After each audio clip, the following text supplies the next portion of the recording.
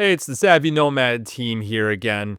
Today we're going to talk about how to manage your retirement accounts while living the expat dream. If you're an American taxpayer or an American retiree living abroad, then you already know how complicated it is to manage your finances the moment you set foot outside the US. You're dealing with different currencies, different tax systems, and often very different rules around savings and retirement. One of the biggest questions that we hear all the time from our clients is, what happens to my 401k or my IRA while I live overseas? The short answer is that these accounts still do work, but the long answer is a lot more nuanced, and that's why we're making this video. Quick disclaimer, this is general educational content only. Savvy Nomad does not provide legal, tax, or investment advice.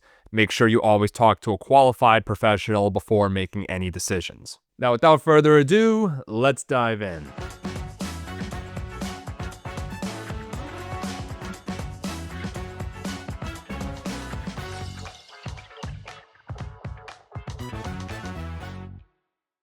So let's review the basics. As everyone knows, a 401k is an employer-sponsored retirement account. You typically contribute pre-tax income, and your employer may match part of it, and the money grows tax deferred. If you leave that employer, the 401k stays yours, but your options might be more limited. An IRA, or individual retirement account, is something you set up yourself. You have more control over the investments, and there are two main types of IRA account, the traditional and the Roth. With a traditional IRA, you take the tax deduction now, but you pay taxes on withdrawals later on. With a Roth IRA, on the other hand, you contribute after-tax dollars to the account, and withdrawals in the future are tax-free. Remember that even if you live overseas, US tax law still applies to you. That means your retirement accounts still exist under US rules, your income is still reportable, and the IRS still cares how these accounts are managed. Roth IRAs are especially interesting for expats because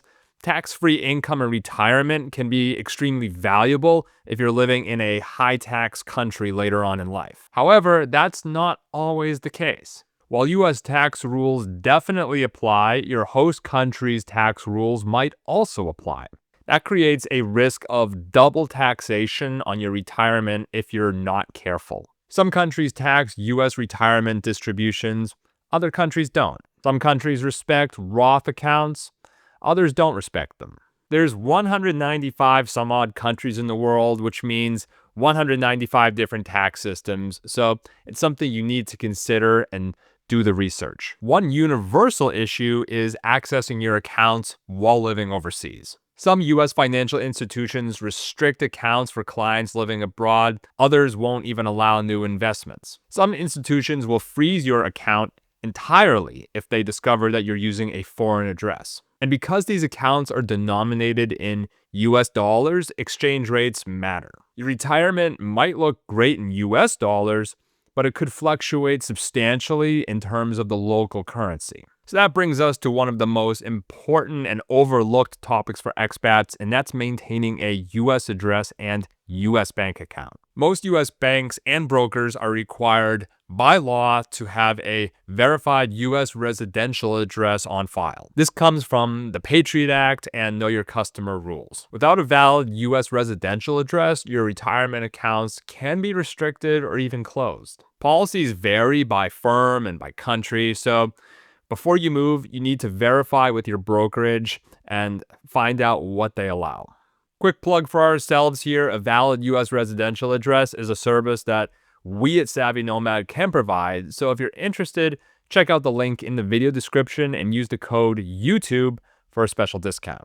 Now let's talk about one of the more common expat strategies, and that's rolling over a 401k into an IRA.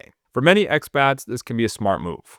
IRAs offer more investment options, they often have lower fees, and there's greater flexibility. You can consolidate old 401ks, simplify management, and build a portfolio that is a better fit for your long-term needs. Now, what you could do is you can roll a 401k into a traditional IRA and keep everything tax deferred. Or you can convert to a Roth IRA, which triggers taxes now but creates tax-free income later on. One method is the direct rollover, where the funds move directly from the 401k to the IRA. Indirect rollovers can trigger withholding and strict deadlines. From a tax perspective, nothing disappears just because you live abroad. Traditional IRA and 401k withdrawals are still taxed by the US. Early withdrawals still carry tax penalties unless an exception applies. Roth withdrawals remain tax-free under US rules, but your host country might have a different point of view, so you need to check that out. That's why tax treaties are such an important topic for expats. Some treaties assign taxing rights to the US, others don't. Some allow for tax credits, some don't mention the Roth at all.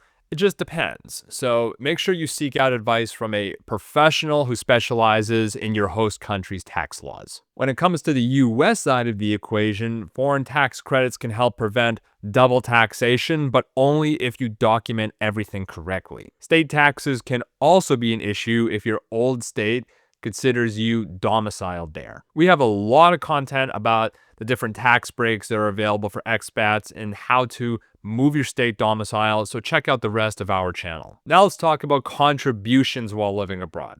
You could still contribute to an IRA as long as you have earned income that qualifies as compensation under US tax rules. Even if you use the foreign earned income exclusion, that income is still counted when determining whether or not you're eligible to make an IRA contribution.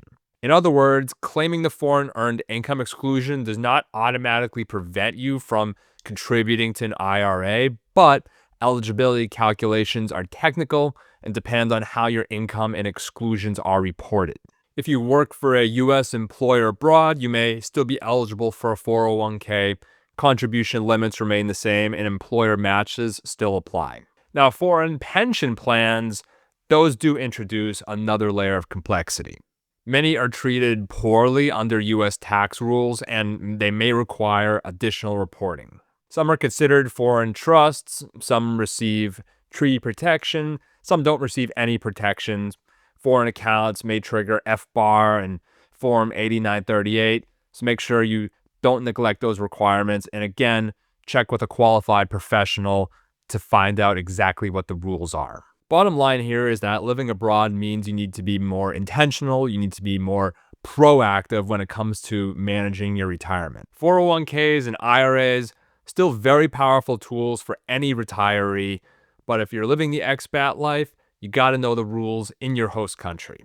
Now, if you found this video helpful, hit that like button and subscribe to the channel. Really helps us out in the algorithms. We can get this content to more people who really need to see it.